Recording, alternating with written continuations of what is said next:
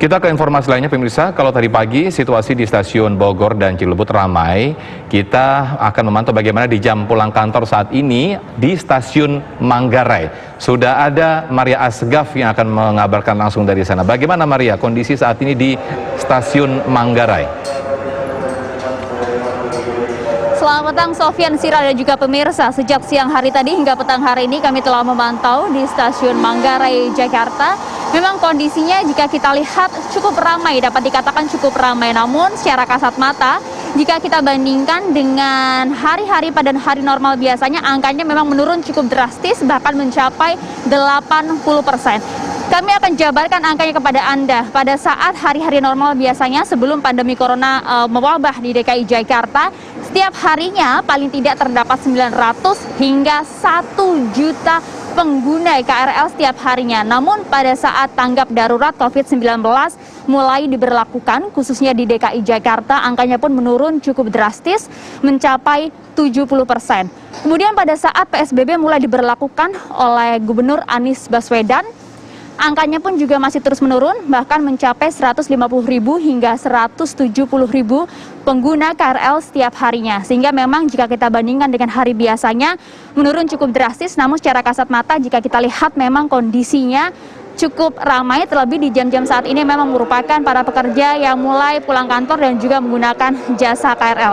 PSBB telah diberlakukan, kemudian pihak pengelola KRL juga telah memberikan pembatasan jam operasional yang dimulai sejak pukul 6 pagi hingga 6 petang. Lalu pertanyaannya, mengapa masih saja banyak warga DKI Jakarta dan juga sekitarnya yang menggunakan KRL dan juga beraktivitas di ruang rumah?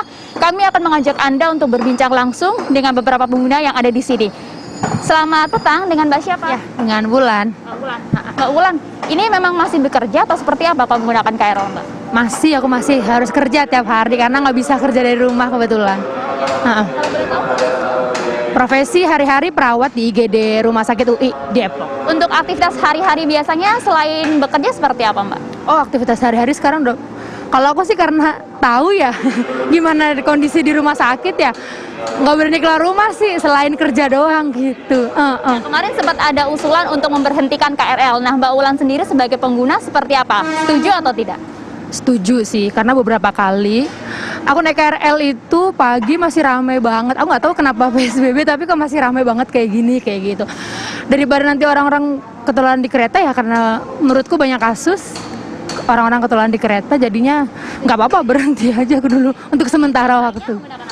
Kalau kebetulan di tempat kerja aku ada akomodasi untuk tinggal di rumah sakit gitu. Kalau misalnya emang bener-bener terbatas keretanya gitu, atau paling enggak ya antar jemput untuk saat ini, ya sabar dulu deh.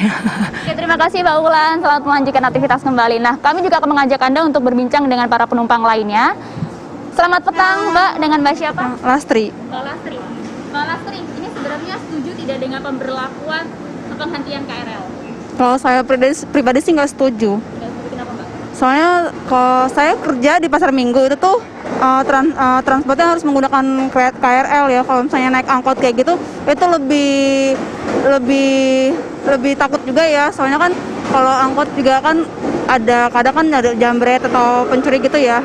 Terima kasih banyak Mbak. Nah, itu tadi perbincangan kami dengan beberapa penumpang. Memang ada yang pro dan juga kontra, namun hingga saat ini usulan untuk pemberhentian KRL sudah ditolak oleh Kemenhub dan pemberlakuan KRL mulai beroperasi pukul 6 pagi hingga pukul 6 petang. Sofyan dan juga Sira.